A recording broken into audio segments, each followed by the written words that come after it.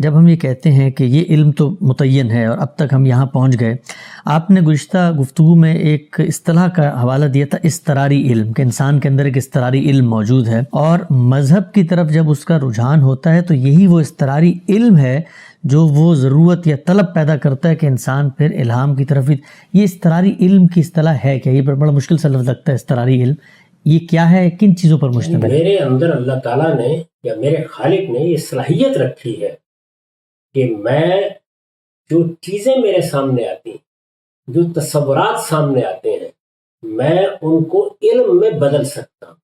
اچھا، آپ میرے سامنے ایک ایسے لائن لگاتے ہیں، اس سے جو صورت وجود میں آتی ہے، میں صرف اس صورت کو کسی بکری کی طرح، کسی گدھے کی طرح دیکھتا نہیں رہتا، میں اس کو مثلث کہتا ہوں، نام دیتا ہوں۔ مثلث صرف نام دینا نہیں ہے، اس طرح میں نے در حقیقت اس کو علم میں بدل دیا۔ اچھا، یہ چیزوں کو جو میرے سامنے آتی ہیں، وہ میرے باطن میں ہوں یا میرے ظاہر میں ہوں، ان کو علم میں بدل دینے کی جو صلاحیت ہے، یہ باہر نہیں پڑی ہوئی، ٹھیک، یہ محض میرے ماضی کے تجربات پر مبنی نہیں ہے، یہ میرے اندر ہے، یہ میرا اضطراری علم ہے۔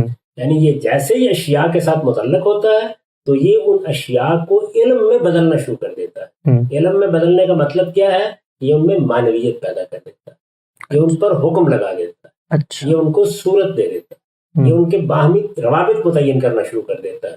یہ صلاحیت میں لے کر، اچھا، یعنی اپنے فاطر سے لے کے آیا، اپنے خالق سے لے کے آیا ہوں۔